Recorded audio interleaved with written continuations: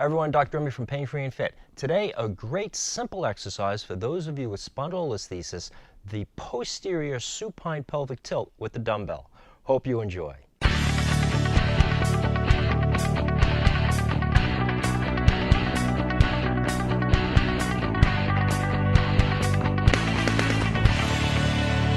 So if you've seen any of our other videos on spondylolisthesis, you know one of the things we're always targeting exercises to do for most people is to increase the ability to hold the posterior pelvic tilt, meaning to tuck the tailbone under and the pubic bone up, to rock the pelvis posteriorly, which flattens the curve in the lower back, because mechanically in spondylolisthesis, when you have an increased arch in the back or a anterior pelvic tilt posture due to tight hip flexor muscles, weak abdominal muscles, weak gluteal muscles, what happens is that the spondylolisthesis vertebra is forced in a more forward sliding pattern.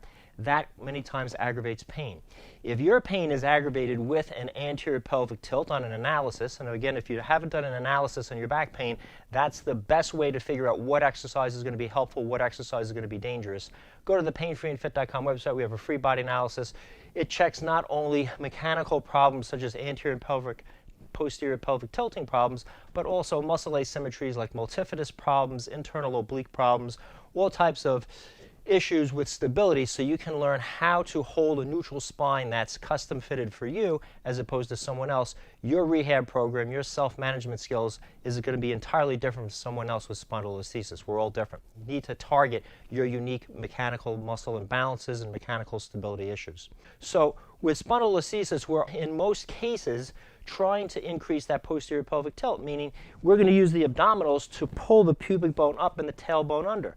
That posterior pelvic tilt decreases the arch in the back and helps to prevent that forward mechanical sliding tendency of the spondylolisthesis segment. So once you've done some of the preliminary and early exercises that we've had here on the channel for spondylolisthesis, we're going to move on to a more vigorous abdominal exercise using a posterior pelvic tilting motion and a dumbbell.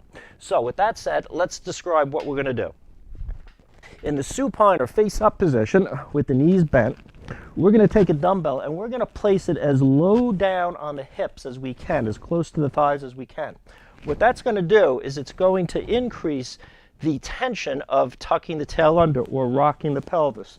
As I tilt my tail under now and flatten my lower back, I have some extra weight that's resisting that. That's going to help build more strength.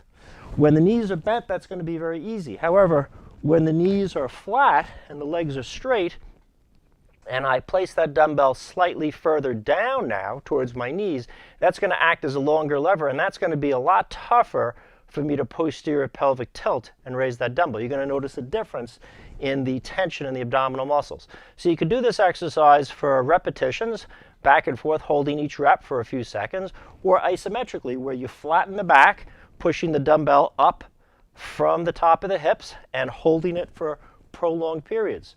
Again, with any spinal stabilization exercise, most of the time we're looking for a combination of strength and endurance.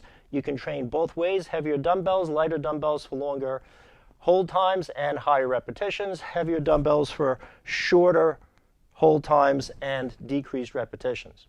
The idea is progression. You want to make sure that you're progressing, increasing your abdominal ability to hold that posterior pelvic tilt position. Again, if you don't know what your posterior pelvic tilt range of motion is for a neutral spine, without a dumbbell, you could rock yourself back and forth into an anterior pelvic tilt by arching the back, and then posterior pelvic tilt, flattening the back. Go back and forth until you feel a little discomfort one way or a little pulling the other way, and then the mid position is going to be your perfect neutral spine pelvic tilt position. However, you're going to use that range back and forth with exercises like this.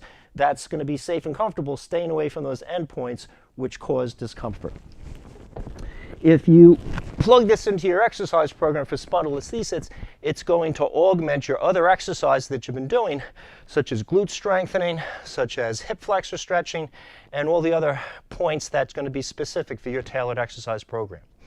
If you like this video on spondylolisthesis and supine dumbbell posterior pelvic tilting, feel free to subscribe to our channel. Got a lot of great videos to help you with your spondylolisthesis pain.